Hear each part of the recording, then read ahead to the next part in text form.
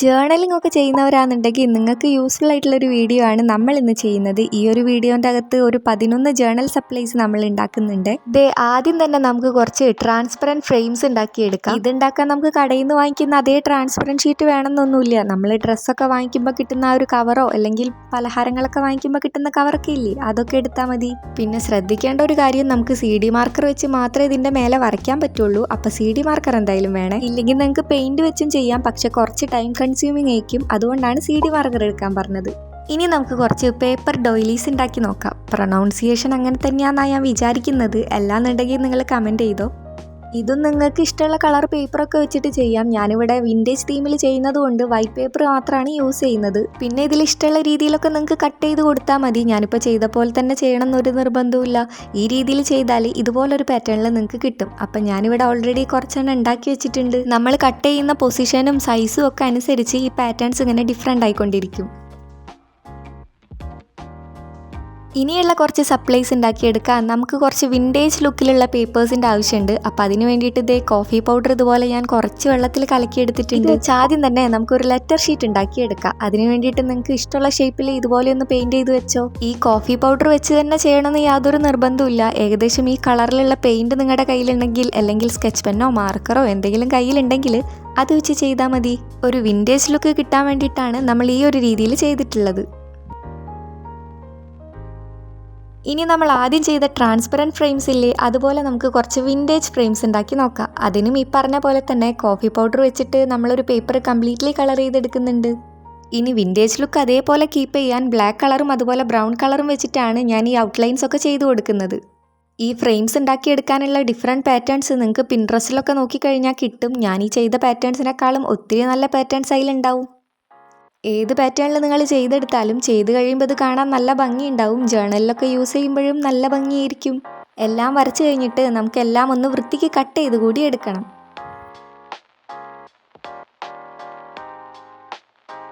ഇനി നമുക്ക് കുറച്ച് ലേബൽ ടാഗ്സ് ഉണ്ടാക്കിയെടുക്കാം. ഇതിൻ്റെ പേര് കറക്റ്റ് ഇത് തന്നെയാണോ എന്ന് എനിക്കറിയില്ല. ഞാൻ ഗൂഗിൾ ലെൻസിലിട്ട് സെർച്ച് ചെയ്തപ്പോൾ കിട്ടിയ നെയിമാണ് ഇവിടെ കൊടുത്തിട്ടുള്ളത്. ഇതിന് വേറെ വല്ല പേരും ഉണ്ടെങ്കിൽ നിങ്ങൾ കമൻറ്റ് ചെയ്യാൻ വേണ്ടി മറക്കണ്ട. നമ്മൾ കടയിൽ നിന്ന് ഡ്രസ്സൊക്കെ വാങ്ങിക്കുമ്പോൾ കിട്ടുന്ന ടാഗില്ലേ, ഏകദേശം ആ ഒരു ഷേപ്പിൽ ഇതിന് ഇതുപോലെ ഒന്ന് കട്ട് ചെയ്തെടുത്ത് ഇങ്ങനെയും കൂടി ഒന്ന് മാർക്ക് ചെയ്ത് കൊടുത്താൽ നമ്മുടെ ടാഗ്സ് റെഡിയായി.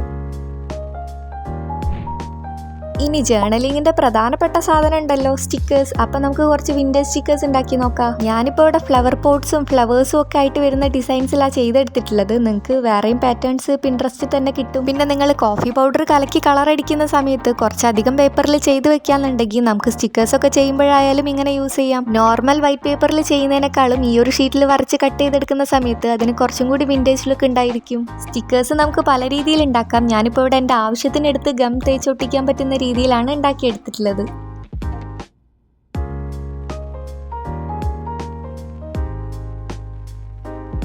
ഇനി ഇപ്പം നമ്മൾ ചെയ്ത സ്റ്റിക്കേഴ്സിനേക്കാളും കുറച്ചും കൂടി ഡിഫറെൻ്റ് ആയിട്ടുള്ള സ്റ്റിക്കേഴ്സ് കൂടി നമുക്ക് ചെയ്തു നോക്കാം. എനിക്ക് നേരത്തെ ചെയ്ത സ്റ്റിക്കേഴ്സിനേക്കാളും ശരിക്കും പറഞ്ഞാൽ ഈ ഒരു സ്റ്റിക്കേഴ്സാണ് കൂടുതൽ ഇഷ്ടം.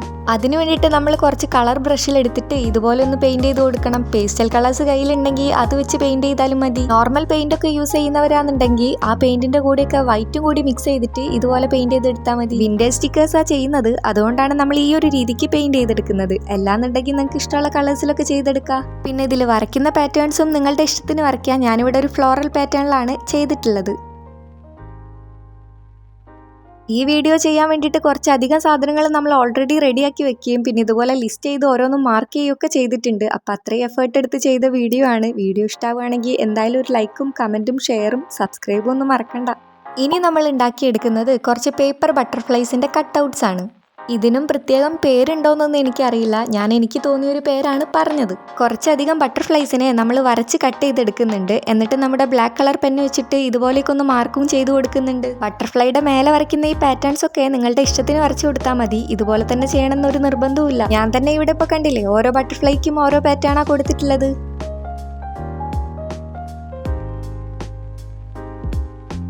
സ്റ്റാമ്പ്സ് ഉണ്ടാക്കിയെടുക്കുന്നതിന് വേണ്ടിയിട്ട് ഒരു പേപ്പർ ഇതുപോലെ നീളത്തിൽ കട്ട് ചെയ്തെടുക്കണം. ഞാനിപ്പോൾ കട്ട് ചെയ്ത പേപ്പറിന് നീളം കുറവായതുകൊണ്ട് ഒരു 3 സ്റ്റാമ്പേ നമുക്ക് ഈ ഒരു പീസിൽ ഉണ്ടാക്കാൻ വേണ്ടി പറ്റുള്ളൂ. പിന്നെ കുറച്ചും കൂടി ഭംഗി ഈ സ്റ്റാമ്പ്സിന് കിട്ടാൻ വേണ്ടിയിട്ട് നമ്മൾ അരികൊക്കെ ഇതുപോലെ ഒന്ന് കട്ട് ചെയ്ത് കൊടുക്കുന്നുണ്ട്. പിന്നെ അധികം പണിയൊന്നുമില്ല, നമുക്ക് ഇഷ്ടമുള്ള ചിത്രം ഇതിൻ്റെ അകത്തേക്ക് വരച്ചു കൊടുക്കാം. വിൻറ്റേജ് തീമിൽ ചെയ്യുന്നത് കൊണ്ട് ബ്രൗൺ കളറിലാണ് ഞാൻ കൂടുതലും വരച്ചു കൊടുത്തിട്ടുള്ളത്. പിന്നെ ഈ വരച്ചു കൊടുത്തേക്കുന്നതെല്ലാം അപ്പം എനിക്ക് തോന്നിയ കാര്യങ്ങളാണ്. അതുകൊണ്ട് ബെറ്റർ ആയിട്ട് ചെയ്യണമെന്നുണ്ടെങ്കിൽ പിൻട്രസ്റ്റിൽ നിന്ന് റെഫറൻസ് എടുത്തിട്ട് നിങ്ങൾ കുറച്ചുകൂടി ബെറ്റർ ആയിട്ട് ചെയ്തേ.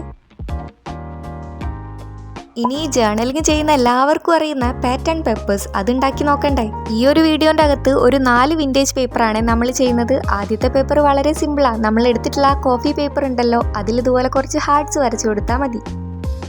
ഇനി രണ്ടാമത്തെ പാറ്റേൺ പേപ്പർ കാണുമ്പം നിങ്ങൾ കുറച്ചൊന്ന് പുറകോട്ട് പോകാൻ ചാൻസ് ഉണ്ട്. കാരണം പണ്ട് ഈ ഒരു പാറ്റേൺ പേപ്പർ വളരെ വൈറലായിരുന്നു. ഒരുപാട് ക്രാഫ്റ്റ് ചെയ്യുന്ന ചാനൽസിൽ ഈ ഒരു പാറ്റേൺ പേപ്പർ ഉണ്ടാക്കുന്നത് കാണിച്ചിട്ടുണ്ടെന്ന് എനിക്കറിയാം. എന്നാലും അതിൻ്റെ ഒരു ഭംഗി കാരണം ഞാനും കൂടി ചെയ്തു നോക്കിയിട്ടുണ്ട്.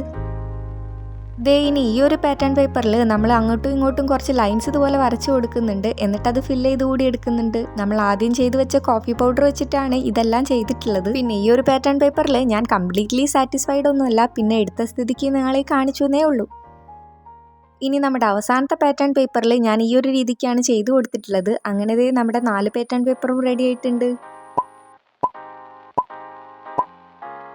വാഷി ടൈപ്സ് ഉണ്ടാക്കുന്ന വീഡിയോ നമ്മുടെ ചാനലിൽ മുന്നേ ഒരു ഷോർട്സ് ആയിട്ട് അപ്ലോഡ് ചെയ്തിട്ടുണ്ട്. ഈ ഒരു പാറ്റേൺസിലല്ല, അത് കുറച്ചുകൂടി കളർഫുൾ ആയിട്ടുള്ളതാണ്.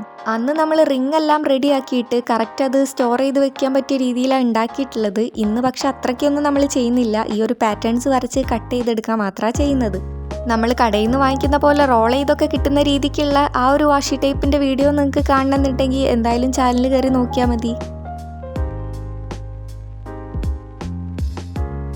അപ്പം നമ്മുടെ 11 ജേർണൽ സപ്ലൈസ് ഇവിടെ റെഡി ആയിട്ടുണ്ട്. നിങ്ങൾക്ക് ഇതിൽ ഏതാ കൂടുതൽ ഇഷ്ടമായതെന്ന് എന്തായാലും കമൻറ്റ് ചെയ്യാൻ വേണ്ടി മറക്കണ്ട.